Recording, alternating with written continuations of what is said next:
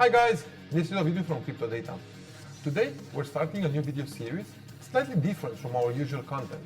But before getting into it, let's clear up some basics.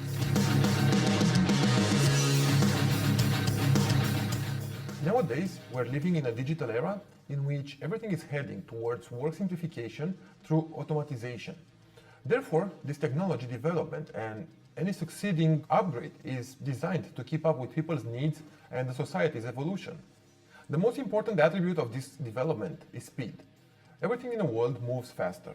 Cars are getting faster, communication channels enable a much easier and real-time information sharing. And even food has to be cultivated and prepared faster. Why? Because as the population is facing a rapid growth, consequently our needs change. The fundamental requirements imposed by these modern times are connectivity, mobility, energy, and sustainability. What does this imply? A variety of portable devices that feature long battery life in order to perform calculations and forecast outcomes for you and to keep you connected with anyone from anywhere at any time. A complete device should meet the user's following requirements: to incorporate all computers' functions in a portable device, to enable seamless communication, to provide as much storage space as possible, to keep you entertained through a variety of functions such as taking and sharing photos, reading books, listening to music, watching movies and playing games, and this is just to name a few of them. Smartphones and laptops represent such devices that can perform the aforementioned functions by using all kinds of applications developed by different companies or independent developers. So far so good, since there is diversity within the established community. Do users really know how these apps are developed, who owns them, and how secure they are? This is in fact the real problem. Let's put it this way. Imagine right now you're in a remote area and extremely thirsty. And instead of looking for fresh water, you choose to drink whatever water most of the people are drinking, regardless of the fact that you don't know where that water came from.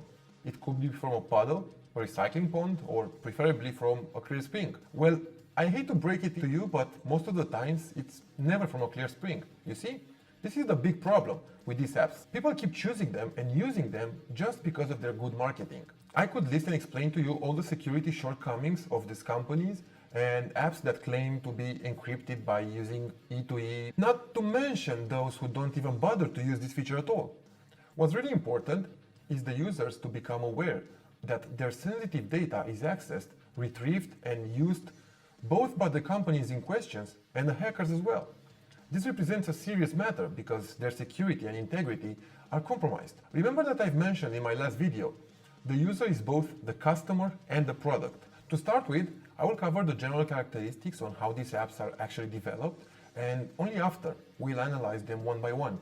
This is how you'll better understand these problems and why and how it's difficult to fix them.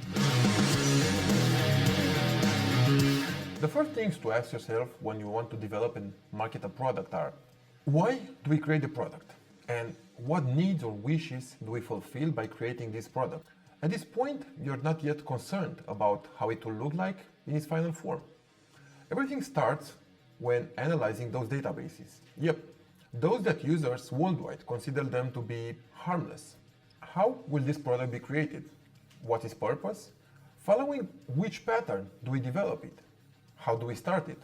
What human resource do we need? How much time does the developing process take? What is required? And so on. The answer to those questions can be found as well in the previously mentioned databases. Only when we reach the third stage, we need to decide what the product is going to be. Would it be a device, a service, or maybe an app? Well, the reason apps are launched in such large numbers is because they don't require high development costs and you don't come across import and supplying issues or other different taxes like a physical product. Simply put, in terms of production, you don't face that kind of bumps, especially because most people don't know how to code. And finally, who did we make this app for? The naked truth? Well, it's obvious. It's made with the purpose of making money by having people using it. New apps are released this frequently because they're easy to develop, accessible from any device, can be downloaded for free, and target many users, as the users represent both the customer and the product. Now, with all this information, I hope it's more clear for you how this industry works so that you have a good basis to drive into this series. In the next episode, I will give you insights and explanations about the privacy shortcomings of the existing apps, and we'll talk also about security and why it's so hard for it to be preserved and strengthened. That's it for today. Hope you found it useful, and let me know in your comments below what is your thoughts on this. See you next time, and don't forget to stay safe. Thanks for watching.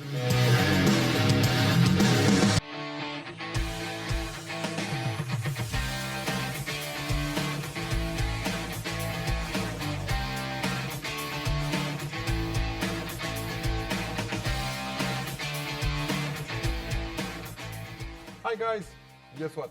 This is a video from Cryptodata. In this episode, I will give you some insights and explanations about the privacy shortcomings of one of the existing apps, and we'll also talk about cybersecurity and why it's so hard for it to be preserved and strengthened. Now, let's talk about one of those popular apps, how it affects its users and what security vulnerabilities they have. Let's take the Zoom app for instance.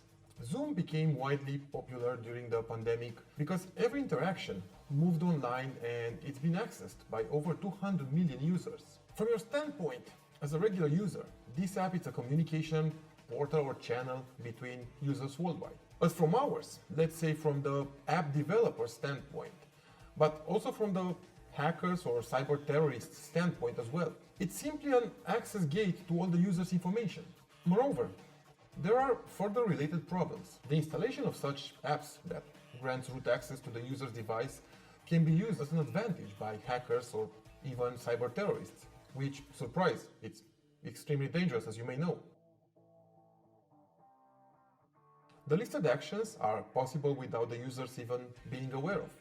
It can install programs, it can access the device's microphone and camera, it has real-time access to the user's screen or track whatever the user writes or does in the app, can change the user's device into a local server. Maybe it can access any file or photo from the device, or even the worst, it can gain access to users' accounts and passwords. That's not nice at all. How do you feel about that?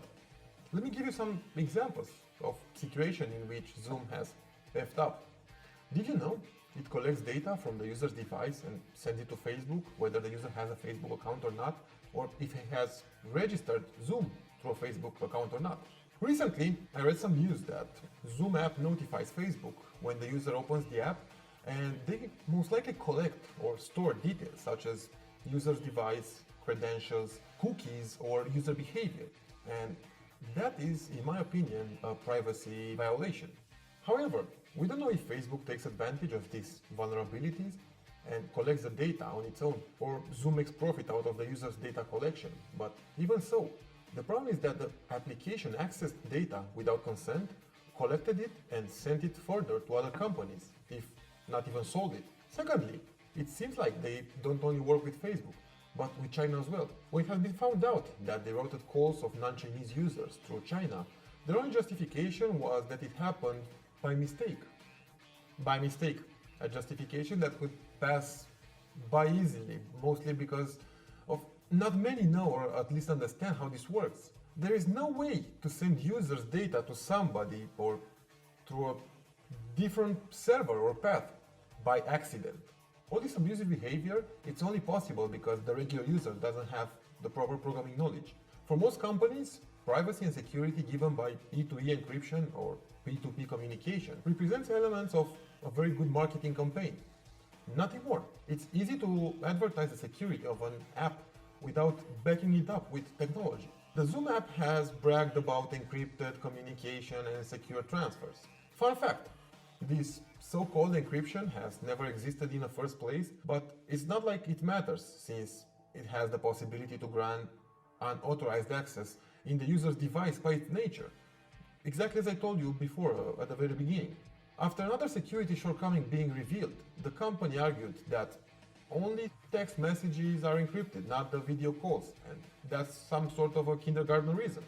Users are not aware of the dangers they expose themselves to, and that at some point these security breaches can impact them negatively. To back up our technology with a real deal, at Cryptodata, we have put up a price consisting of $1 million US, while other companies put up only excuses.